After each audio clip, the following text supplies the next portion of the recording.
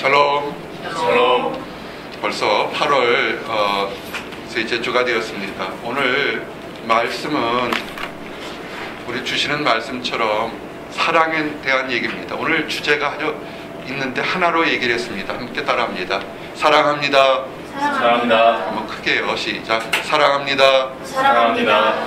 오늘 주제가 사도 바울이 데살로니가 교회에 보이는 성지에서 편지에서 얼마나 성도들을 이렇게 구구절절히 사랑하는지에 대한 얘기를 증거했습니다. 그러면서 사실은 이 말씀은 데살로니가전서 2장 1절부터 오늘 읽었던 16절까지의 말씀입니다. 그래서 여러분들에게 정말 많은 사람들이 사랑 그러면 다들 이해할 수 있는 것이 있습니다. 우리가 남녀 간의 사랑 또는 가족 간의 사랑, 조선 간의 사랑 또는 신적인 아가페적인 사랑, 많은 사랑이 있는데 특별히 우리 사람들끼리 전혀 피가 섞이지 않았던 그런 사람들이 하나님 안에서 가족이 되었을 때 그런 성도들끼리 어떤 사랑을 하기를 원하는지에 대한 얘기를 하기를 원합니다.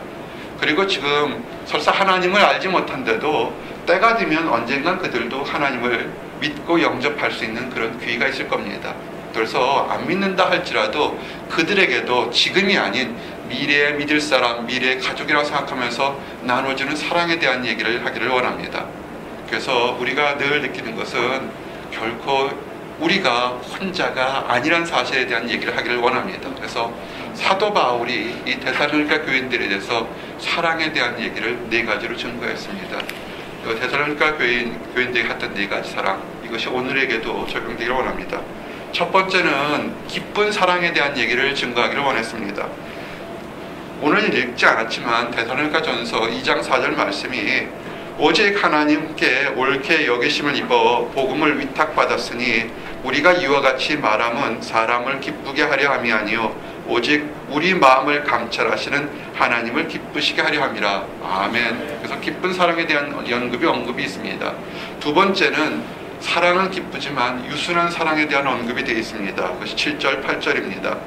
우리는 그리스도의 사도로서 마땅히 권위를 주장할 수 있으나 도리어 너희 가운데에서 유순한 자가 되어 유모가 자기 자녀를 기름과 같이 하였으니 우리가 이같이 너희를 사모하여 하나님의 복음뿐 아니라 우리의 목숨까지도 너희에게 주기를 기뻐함은 너희가 우리를 사랑하는 자 됨이라. 아멘. 그리고 세 번째는 베풀어주는 사랑에 대한 증거가 되어 있습니다. 형제들아, 우리의 수고와 애쓴 것을 너희가 기억하리니 너희 아무에게도 폐를 끼치지 아니하려고 밤낮으로 일하면서 너희에게 하나님의 복음을 전하였노라. 아멘. 그리고 네 번째는 진실한 사랑에 대한 얘기가 증거되어 있는데 그것이 13절입니다.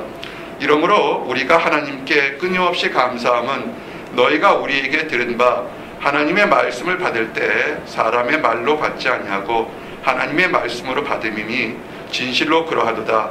이 말씀이 또한 너희 믿는 자 가운데서 역사하느니라. 아멘. 오늘 이래서 이 4가지 사랑을 이렇게 좀 하나하나 증거하면서 여러분들에 대한 그 가치를 좀 다시 생각하기를 원합니다. 한번 따라하세요. 나는 하나님 안에서 소중한 존재야. 아멘. 맞습니다. 여러분은요 하나님 안에서 소중한 존재입니다. 가치 있는 존재입니다. 그럼 마귀는 뭐라 그럴게요? 뭐라고 얘기하겠습니까? 말이나 행동으로 당신은 별 볼일 없는 사람이요 당신은 그렇게 무능력한 사람이라 그렇게 아마 이 얘기를 하게 될 것입니다. 거기에 속지 마시기 바랍니다. 많은 사람들은 세상적으로 큰 일을 하고 아주 위대한 업적을 하게 되면 그 사람이 소중한 사람이라 생각합니다. 우리가 늘 이 작은 목자가 개척교회 목사들에 대해서 선교사들에 대해서 얘기를 합니다. 오늘 설교 시간에도 잠깐 증거하겠지만 정말 많은 개척교회 목사나 선교사들 목사들을 존경한다고 이렇게 표현하는 사람들 생각보다 그렇게 많지 않습니다. 이분 심지어 믿는다고 하는 성도들끼리도 그렇게 존경한다고 얘기하지 않습니다. 왠지 아십니까? 그들이 미약하기 때문에 그렇습니다. 그들이 별 볼 일 없다고 보기 때문에 심지어는 가족들까지도 그들을 무시합니다. 과연 그럴까요? 그렇게 세상적으로 교황처럼 큰 교회 목사 아니면 큰 역사를 한 사람만이 하나님의 사랑을 받는 사람일까요? 아니면 성도들 한두 명 갖다 놓고 하는 목회자나 성도나 또는 캠퍼스 사역자들은 그렇게 버림받은 사람일까요? 아니면 그런 목회자 밑에 있는 성도는 더 별 볼일 없는 사람일까요? 오늘 그 얘기가 오늘 이 사도 바울이 하는 얘기입니다. 첫 번째 함께 고백합니다. 기쁜 사랑. 2차 대전 중에 많은 전쟁들이 있었습니다. 전쟁 중에서 가장 끔찍한 것이 여러 가지가 있겠지만 나는 개인적으로 바다에서 일어난 전쟁이 참 힘들다고 생각합니다. 적이 그 군함이 지나갈 때 잠수함이 미사일을 어리를 쏴서 넘어지게 되면 그것을 그 배가 침몰하게 되면 누가 구조하겠습니까? 참으로 힘들 겁니다. 구조할 선이 바로 망망대해이기 때문에 가까운 데가 없을 것입니다. 이것은 싫어합니다. 2차 대전 중에서 태평양에서 조난당하던 해병들의 얘기가 있었습니다. 적의 그 공격을 받아서 배가 막 가라앉기 시작됐습니다. 그 무거운 군함이 가라앉으려고 하니까 병사들은 살려고 그 안에 있는 배 안에 있는 무거운 것들은 다 집어내 바다로 던집니다. 어떻게 하든지 그 배를 띄우려고 합니다. 그래도 배는 가라앉습니다. 그러다 보니까 그들이 다 버리는 것이 이제는 그들이 먹어야 될 물자나 식량들 가장 기본적인 것까지도 바다에 다 내던집니다. 그래도 바다에 가라앉게 됩니다. 근데 그런 병사들이 마지막까지 간직하고 있던 것 또는 간직하려고 했던 것들이 있었다는 것입니다. 여러분 그게 뭔지 아십니까? 그것은 뭐냐면 비상식량도 아니고 물도 아니었다는 것입니다. 그들이 마지막까지 움켜쥐고 버리고 싶지 않았던 것이 뭐냐면 그들의 가족 사진, 그들의 연인들의 사진, 그리고 또는 그들의 가족이나 연인들에게 어떤 그 편지만큼은 버리지 않으려고 했던 것입니다. 왜냐하면 내가 지금 죽어야 되지 않아야 될 이유가 뭐냐면 이 연인들, 나의 가족들에게 다시 돌아가야 되기 때문에 나는 살아야 되기 때문에 그 마지막 상징하는 그것들은 버리지 않으려고 했다는 것입니다. 사랑하는 성도 여러분, 죽을 수밖에 없는 환경 속에서도 나는 살아야 된다고 생각하는 그 신념을 주는 것이 뭐냐면 아주 작은 것이지만 그들을 누군가 사랑한다는 편지나 사진들이었다는 것을 기억하시기 바랍니다. 이것이 오늘날에도 그대로 적용됩니다. 사도 바울 일행들이 데살로니가 교회에서 환대를 받았냐? 아니, 그렇지 않습니다. 복음을 전하면서 오히려 핍박과 모욕과 조롱을 당했습니다. 기뻐할 수 없는 환경이었습니다. 근데 사도 바울이 그렇게 모욕당하고 무시당하면서도 그가 기뻐할 수 있었던 것이 뭐냐면 이 사도 바울, 복음 전하는 사도 바울에게 그래도 복음을 전할 수 있는 성도들이 있었다는 것입니다. 그렇기 때문에 그는 기뻐할 수 있었다는 것입니다. 여러분들이 교회를 나올 때 무엇 때문에 기뻐하십니까?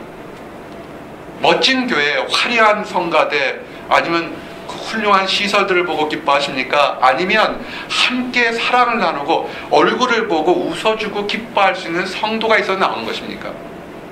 이것은 한번 우리에게 던져야 될 질문이라고 생각합니다. 그럼 어떻게 우리가 기쁜 사랑을 받아볼까요? 어떤 사람은 얘기합니다. 어릴 때부터 학대를 받았거나 상처를 받았기 때문에 다른 사람에게 사랑을 베풀기가 어려운 사람이 있습니다. 사실 많습니다. 근데 우리가 사람 사이에 받은 사랑을 기억할 수 있으면 행복하겠지만 그렇지 못한다면 하나만큼은 기억하기를 원합니다. 뭐냐면 기쁜 사랑이 바로 여러분을 위해서, 나를 위해서 십자가에 죽기까지 하셨던 예수 그리스도의 사랑을 기억하시기 바랍니다. 세상에 많은 사람들이, 현대에 많은 사람들이 우울증을 앓고 있다고 합니다. 한국 군대에서도 많은 장교들도 심한 우울증을 앓고 있다고 합니다. 그래서 끔찍한 일들을 가지고 있습니다. 마귀들은 노립니다. 당신은 별 볼일 없는 존재야 라고 얘기합니다. 그렇지 않습니다. 세상 사람들보다 도저히 비교할 수 없는 예수 그리스도가 십자가에 죽기까지 구원하신 분이 나와 여러분인 것을 기억하시기 바랍니다. 아멘. 이 기쁜 사랑을 기억하십시오.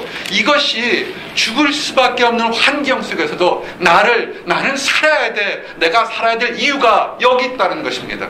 아멘. 사도 바울이 데살로니가 교회에 가서 조롱받고 멸시한다 할지라도 나는 복음을 전하게 된다는 것이 여기 있는 것입니다. 작은 목자에게 캠퍼스에서 적은 성도들 가지고 가까운 곳에서 먼 곳에 조롱한다 할지라도 내가 복음을 전할 수 있는 기쁜 사랑은 뭐냐면 예수 그리스도가 내가 하나님을 알지 못해서 범죄하고 타락할 때 손을 벌려 막으면서 내가 너를 사랑했던 그 사랑을 기억하기 때문에 그런 것입니다. 그리고 그 사랑을 나누고 싶은 성도들이 있기 때문에 지금도 사역할 수 있는 것입니다. 예수님이 십자가에서 모든 죄인을 사랑했던 것을 기억하시기 바랍니다. 우리는 잘한 사람, 훌륭한 사람, 멋진 사람 사랑하는 거 지극히 당연할 것입니다. 아름다운 것을 보고 기뻐하는 거 지극히 당연할 것입니다. 그렇지만 하나님은 꺼져가는 촛불도 끄지 않으시고 상한 갈대도 꺾지 않는 하나님의 사랑인 것을 믿으시기 바랍니다. 그 꺼져가는 것, 그 꺾인 것 보시고도 내가 너를 사랑했다는 그 사랑을 기억하시고 여러분에게도 나에게도 기쁜 사랑이 있다는 것을 기억하시기 바랍니다. 그래서 오늘 말씀의 2장 19절처럼 우리가 기쁜 것이 뭐냐면 세상을 보지 마시고 나의 환경 보지 마시고 하나님 바라보시기 바랍니다. 19절입니다. 우리의 소망이나 기쁨이나 자랑의 면류관이 무엇이냐? 그가 강림하실 때 우리 주 예수 앞에 너희가 아니냐? 아멘.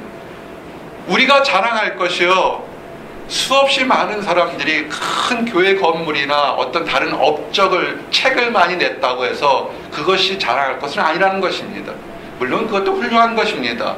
남들보다 못하는 엄청난 걸 했지만, 그러나 중요한 것은 뭐냐면 그 한 사람 한 사람, 단 한 사람이라도 여러분이 노력하고 수고하고 사랑을 베풀어서 하나님 앞에 변화된 사람이 있다면 그것이 여러분 앞에 자랑이요 기쁨이 된다는 것입니다.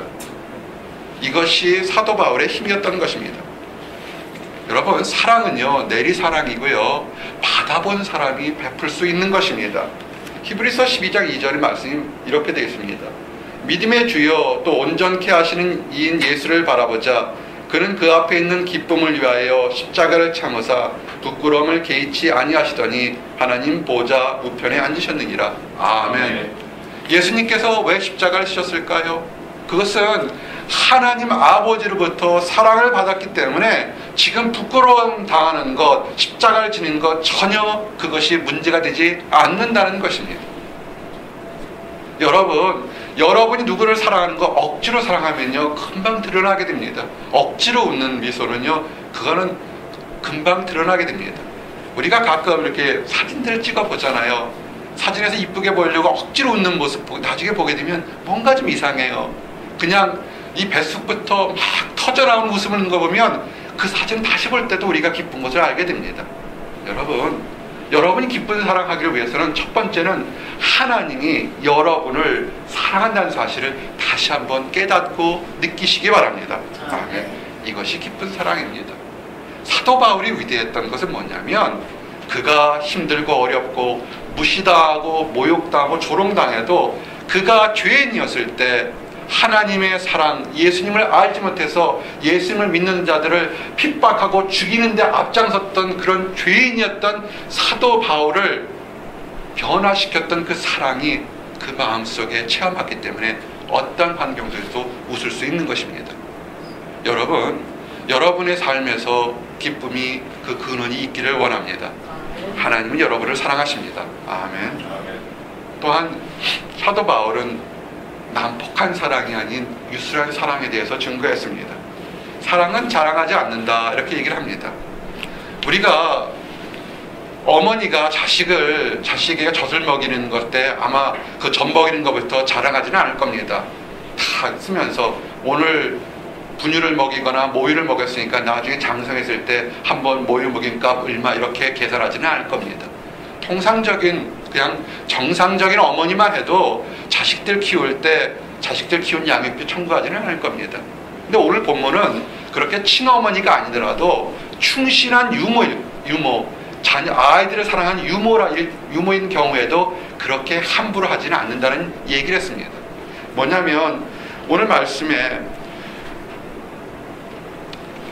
유모가 있을 때 잠깐 말을 돌리겠습니다. 어떤 유모가 돈을 받고 사건을 받거나 할 때 유모가 다른 집 아이를 키울 때 아마 열심히 정성으로 키우면 아마 두 가지 반응이 나올 겁니다. 아우, 참, 당신 아들도 아닌데 정말 당신 자녀처럼 열심히 키우고 있다고 이렇게 하는 사람도 있는가 하면, 어떤 사람은 그렇게 열심히 해도 거꾸로 당신 자녀도 아닌데 왜 이렇게 열심히 키우는 겁니까? 혹시 뭔가 다른 불순한 생각이 있는 거 아닙니까? 이렇게 얘기할 수도 있는 것입니다. 그럴 때 그 유모가 얼마나 낙심하겠습니까? 그렇지만 정말 자녀를 사랑하고 아이를 사랑하는 유모라면 저 아이가 성장하는 그 하나, 즐겁게 먹고 성장하는 모습 보고 자기 정성을 다해서 아이를 돌볼 겁니다. 예수님께서도 조롱을 당하시거나 이렇게 그 비난을 당한 적이 있습니다. 예수님께서도 많은 사람을 사랑했지만 그 중에 나사로라는 그런 사람을 사랑했습니다. 마르다와 마리다 가족인 그 나사로를 사랑했습니다. 나사로가 죽었습니다. 나사로가 죽고 난 4일 후에 그 냄새나는 무덤에 갔을 때 많은 사람들이 두 가지 반응을 보였습니다. 한 사람은 우리 주님 예수님이 오셨으니까 뭔가 기적을 이루지 않을까 이렇게 한 반응이 있는가 하면, 그렇게 사랑을 베풀어도 기적을 베풀어도 예수님 앞에 오서 뭐라 하냐면 어떻게 저렇게 하나님의 아들이라 그러고 능력을 바라는데 결국은 자기 사랑하는 사람에게는 자기 사랑하는 친구는 죽게 내버려뒀냐 이런 겁니다.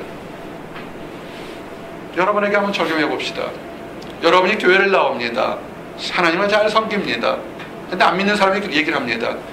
하나님 믿으면 축복도 받고 응답도 받는다고 그러는데 왜 너는 어차피 네 앞가림도 못하냐고 얘기를 하는 겁니다. 개척교회 목회자들이 있습니다. 힘든 거 아십니까? 집에서 힘듭니다. 교회 식구들도 힘듭니다. 열심히 복음 전하고 하나님 나라 확장을 얘기하면 주변 사람들이 당신 앞가림이나 잘하십시오 라고 얘기합니다. 얼마나 낙심될까요? 그것을 예수님도 똑같이 받았습니다. 얼마나 많은 사람들이 예수님께서 나사로와 마리아와 마리다를 사랑한 것을 알기 때문에 당신이 사랑하는 그 사람이, 딴 사람들은 다 죽었던 것도 살리고 병자도 고치는데 당신이 사랑하는 사람은 왜 죽게 내버려졌습니까? 이렇게 조롱하는 겁니다. 참 세상이 그래요. 뭐라고 얘기할까요? 그때 과정이 요한복음 11장 36절에 30절입니다. 이에 유대인들이 말하되 보라 그를 얼마나 사랑하셨는가 하며 그중 어떤 이는 말하되 맹인의 눈을 뜨게 한 이 사람이 그 사람은 죽지 않게 할 수 없었더니 하더라. 아멘. 이 말이 맹인의 눈도 뜨게 했으니 살려주십시오 이런 뜻이었겠습니까? 그런 뜻이 아닙니다. 예수님께서도 나사로를 보고서 그 모든 믿지 않거나 죽음에 대한 것을 보고 눈물을 흘리셨는데 거기 아픈 가슴을 찌르는 것이 사람들의 그 한마디인 것입니다. 말은 옳았습니다. 하지만 난폭하게 접근했기 때문에 받는 사람의 가슴에는 상처가 있었던 것입니다. 우리가 말할 때 이것은 내가 옳다고 생각하면서 다른 사람에게 상처가 되는 말들을 쉽게 할 수 있다는 것을 기억하시기 바랍니다. 근데 우리가 또 본받을 건 뭐냐면 예수님을 받아야 될 겁니다. 그런 말을 할 때 예수님이라면 어떻게 하셨는가? 예수님이 그 말할 때 그렇게 말한 사람을 정죄할 수도 있고 책망했지만 예수님은 거기를 보지 않았습니다. 예수님의 최대의 관심은 뭐냐면 죽은 나사로를 살리는 것, 그리고 힘들어하고 눈물 짓는 사람들의 눈물을 닦아주는 곳에 먼저 봤다는 것입니다. 그래서 책망과 조롱하는 사람들을 심판하기보다는 나사로를 먼저 살리는 쪽에 관심을 가졌다는 것입니다. 이것이 타인의 허물을 지적하는 것보다 그를 포용하는 쪽으로 먼저 봤다는 얘기입니다. 우리가 잘 아는 예화가 있습니다. 들어보셨을지도 모르겠습니다. 무디 목사님, 이 보스턴에서 배출한 아주 전 세계에 훌륭한 복음 전하는 그런 복음 증거자였습니다. 무디 목사님이 전도 집회를 마쳤습니다. 많은 사람들에게 하나님의 사랑을 하고 새롭게 살라고 얘기했습니다. 그 다음 그 무디 목사님이 전도 집회를 딱 끝나고 났을 때 한 대학교의 교수가 이렇게 찾아왔습니다. 목사님 오늘 설교 잘 들었습니다. 근데 목사님은 설교를 하시면서 문법적으로 50군데 틀린 게 설교를 했습니다 라고 지적했습니다. 참 50군데 틀렸던 것은 사실일 겁니다. 대학 교수가 얘기를 했으니까요. 근데 꼭 그렇게 얘기를 해야 될까요? 무디 목사는 또 뭐랄까요? 수많은 사람들이 다 보고 있을 때 그렇게 공격을 받은 것입니다. 그때 무디 목사님은 이렇게 얘기를 했다고 합니다. 맞습니다. 나는 초등학교밖에 나오지 않았기 때문에 제대로 문법에 맞는 설교를 하지 못할 때가 많습니다. 하지만 이 문법에 맞지 않는 설교를 가지고도 수천 수만의 영혼들을 새롭게 인도하는 데 도움을 주셨습니다. 우리 대학 교수님께서는 몇 명의 사람들에게 새로운 삶을 살도록 도와주셨는지 궁금합니다 라고 질문했습니다. 그런데 그 대학 교수는 얼굴이 빨개졌습니다. 왜냐하면 믿는다고 하였지만 그 사람은 단 한 사람도 복음을 전하는데 앞장서 본 적이 없던 사람이기 때문에 그렇습니다. 무엇이 이 초등학교 교육밖에 받지 못한 무디 목사님과 대학 교육이 아니라 대학교 교수님과의 그 차이가 뭐였겠습니까? 왜 많은 사람들에게 복음을 전하는데 그 결과가 다른 이유가 뭐겠습니까? 그것은 뭐냐면 무디 목사님은 세상적인 지식을 보는 것이 아니라 한 사람의 영혼, 한 사람의 그 소중함을 바라보고 설교를 했기 때문에 때로는 문법이 틀리고 때로는 그 말하는 것이 어눌할지라도 그들의 사람의 마음을 움직일 수 있었던 것입니다.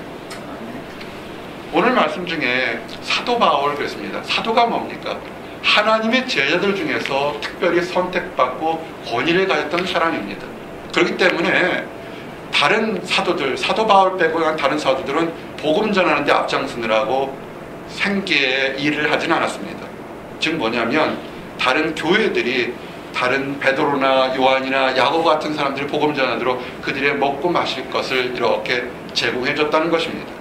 근데 여러분이 사도 바울의 사역을 보면 알겠지만 때로는 또는 성도들의 후원을 받아서 먹고 마심 걱정 없이 복음 전하는 것도 있지만 때로는 그의 원래 직업이었던 텐트 만드는 일을 하면서 복음을 전했습니다. 일을 하면서 복음을 전했습니다. 이유가 뭔지 아십니까? 노동이라는 것은 그 쉽지가 않습니다. 사도 바울은 분명히 자기가 일을 하지 않으면서도 복음을 전할 수 있는 그런 특권과 권리를 가졌다고 주장할 수 있었습니다. 그러나 그 모든 것들을 주장하지 않았습니다. 여러분이 한꺼번에 두 번에 두 가지, 세 가지, 네 가지를 해보신 적이 있습니까? 사실은 사람의 능력이 뛰어나면 몇 가지 일을 동시에 할 수 있지만 그러나 사실은 한 가지 일도 제대로 하기 어려운 것이 정말 사람의 능력입니다. 사람 복음 전하는 거 그게 쉬워 보입니까? 그냥 주일날 설교하는 거 쉬워 보인다고 생각하십니까? 어떤 사람은 돈 버는 것은 되게 어렵다고 생각하고 복음 전하는 건 되게 쉽다고 생각하는 사람도 있습니다.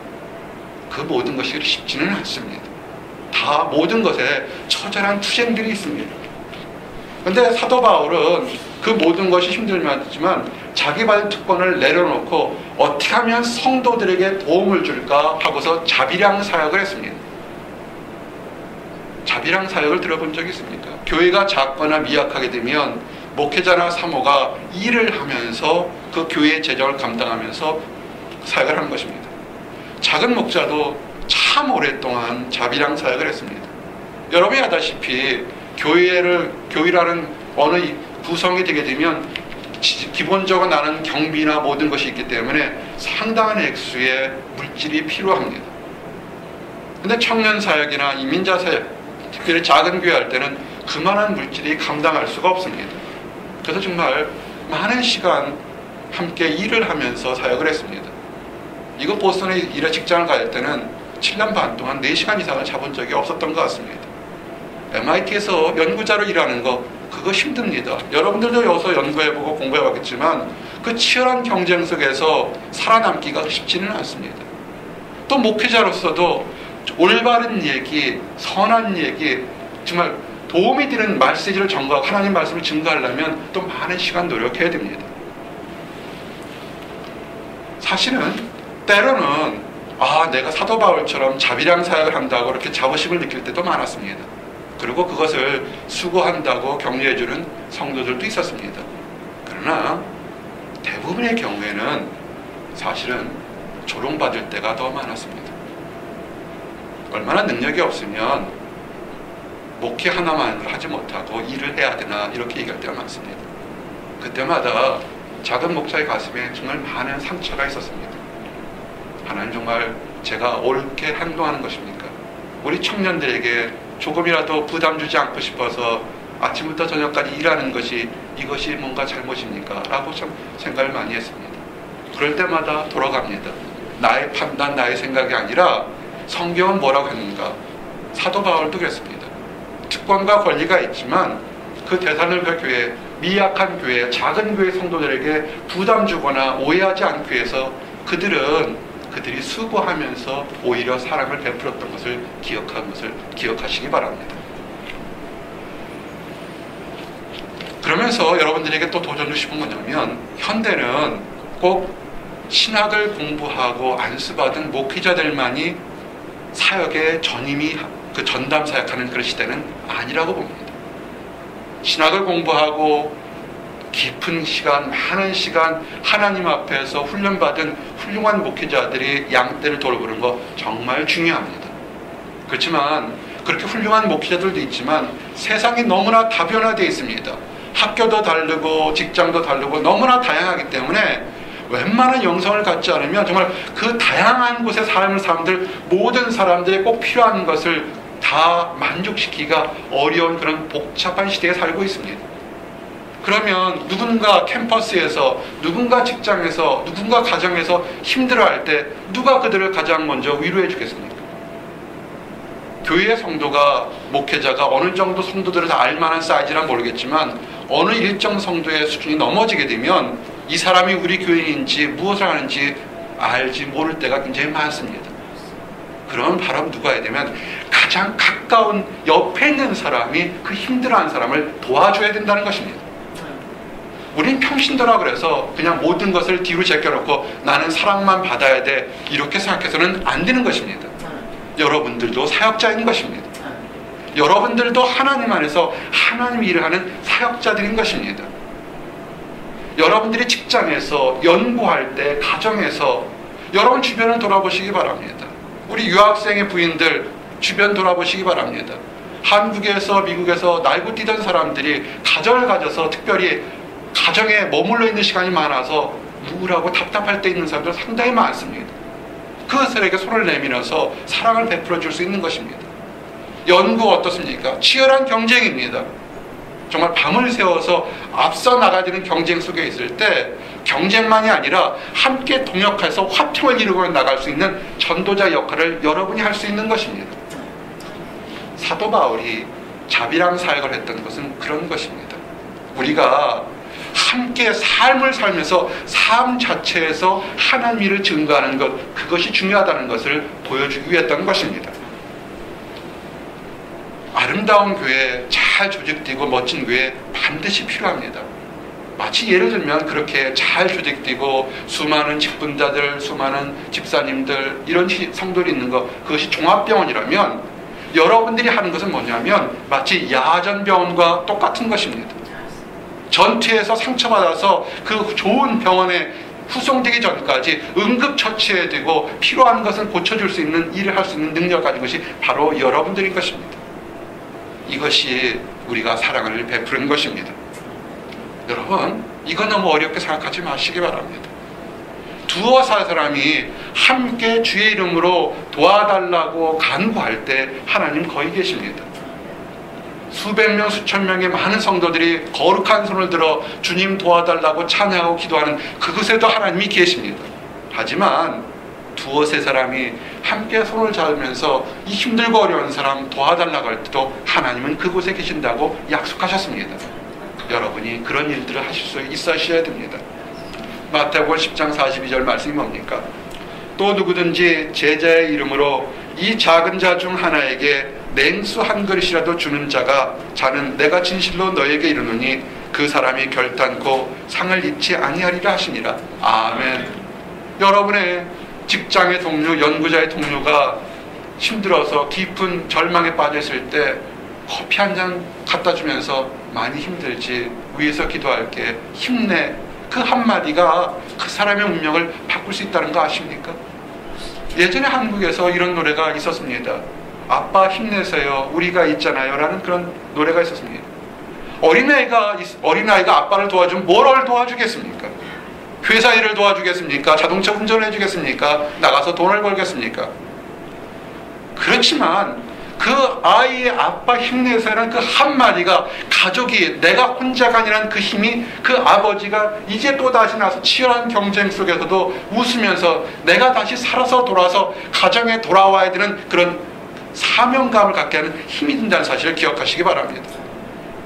여러분이 이곳에 있는 이유가 여러분이 뛰어나서 좋은 것, 뛰어난 학문을 배워서 훌륭한 일을 하는 것, 그것만이 있는 것이 아니라 여러분의 동료들, 인종과 혈색이 다르고 다 다른 사람들 힘들어할 때 따뜻한 말 한마디가 그들의 인생을 바꿀 수도 있다는 것을 기억하시기 바랍니다.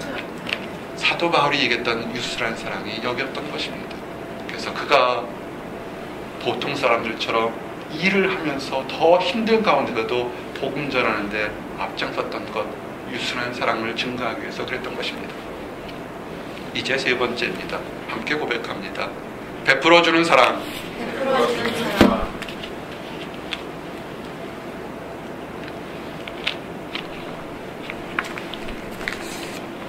어느 복음 전하는 전도자가 길을 갔습니다. 근데 길을 가다가 구걸하는 거리는 하나 봤습니다. 그게 딱 해서 가지고 있는 것을 나눠주려고 주머니를 이렇게 뒤져봤는데 이 복음 전하는 전도자가 가난해서 그리고 마침 그때 주머니에 한 푼도 아무것도 없음을 발견했습니다. 근데 그 거린의 행세가 너무 안타까워서 그냥 돌아갈 수가 없었습니다. 참 마음이 아팠습니다. 그래서 그 전도자는 그 거린의 손을 꼭 잡으면서 이렇게 얘기했습니다. 오 형제여, 준비된 돈이 없습니다. 정말 미안합니다. 부디 용기를 잃지 말고 하나님을 의지하면서 긍휼을 잊기를 원합니다. 이렇게 얘기를 했습니다. 근데 그 거지가 울면서 이렇게 얘기했습니다. 당신은 지금까지 나에게 적선한 많은 사람들 중에서 가장 따뜻한 것을 적선해 주었습니다. 그래서 눈시를 흘리면서 울먹였다는 그런 얘기가 있습니다.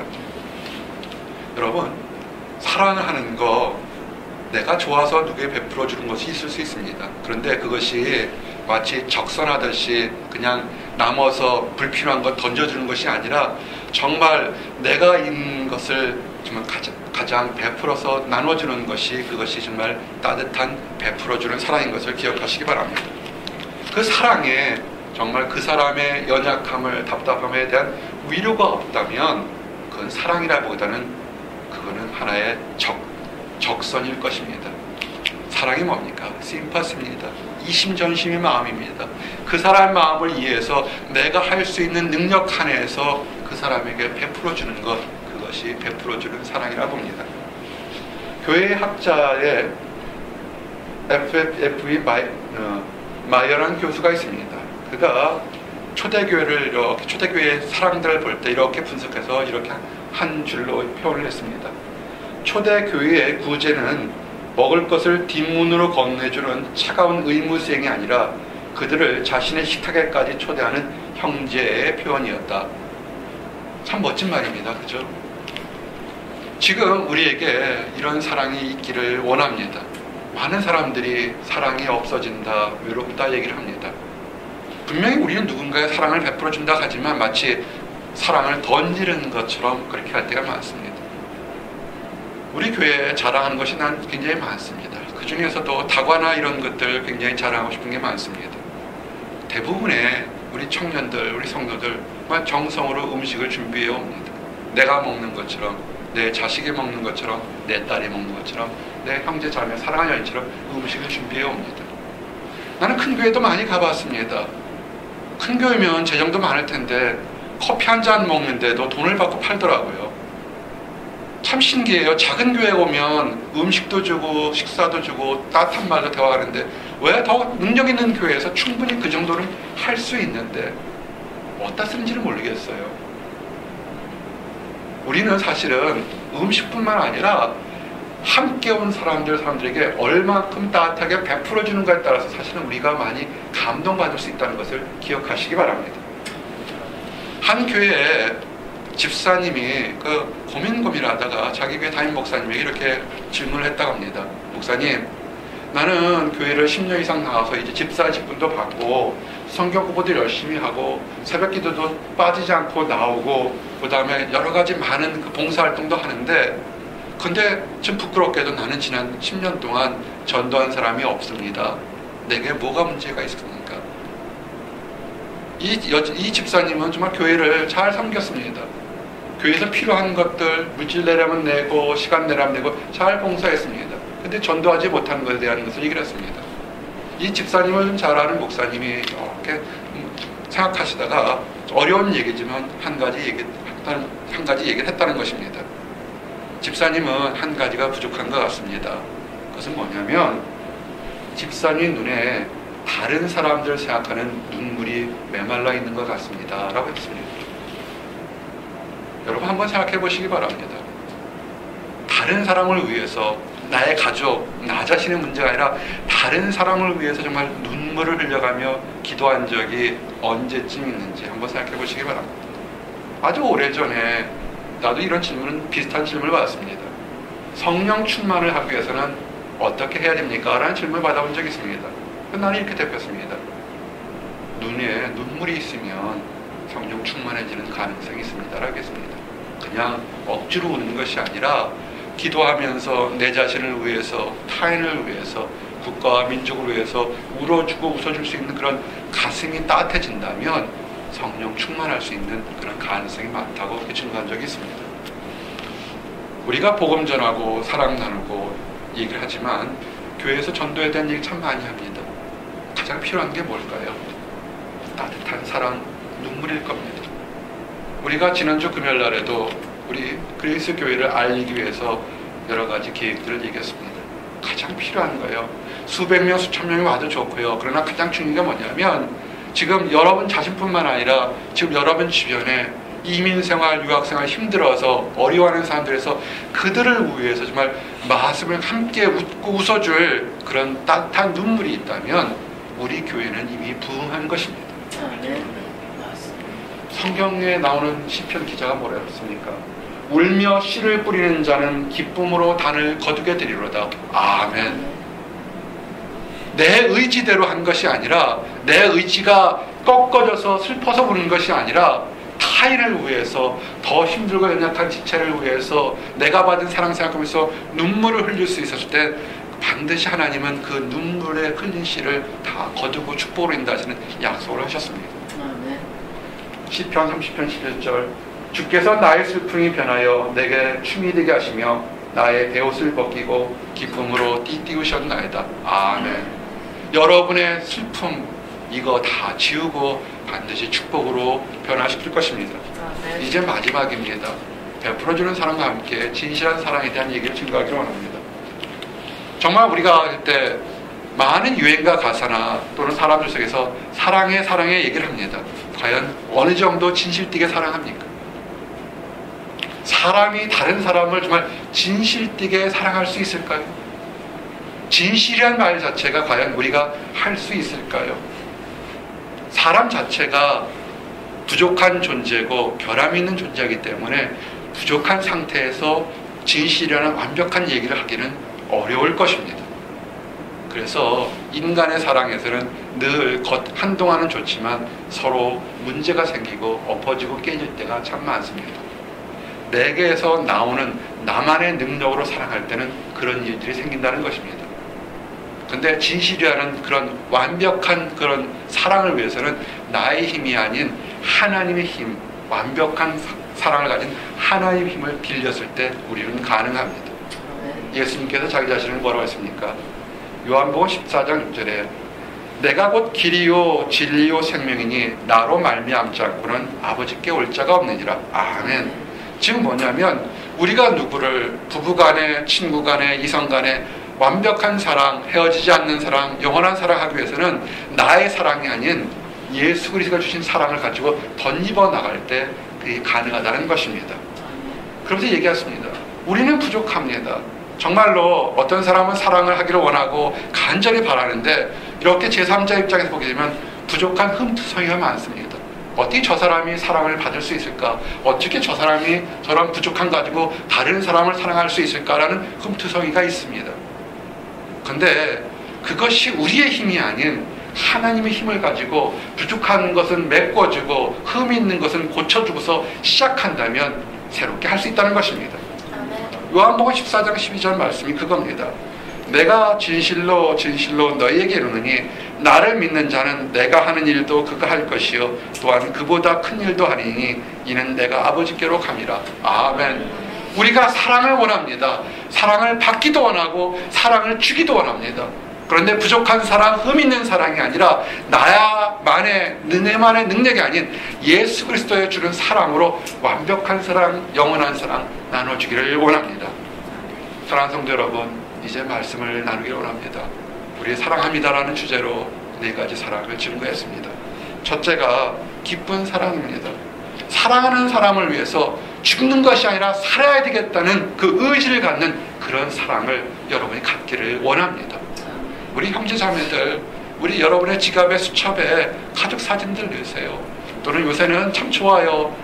그 휴대폰에 가족 사진들 다 가지고 있습니다. 지우지 마시기 바랍니다. 힘들고 어려울 때 보시고요.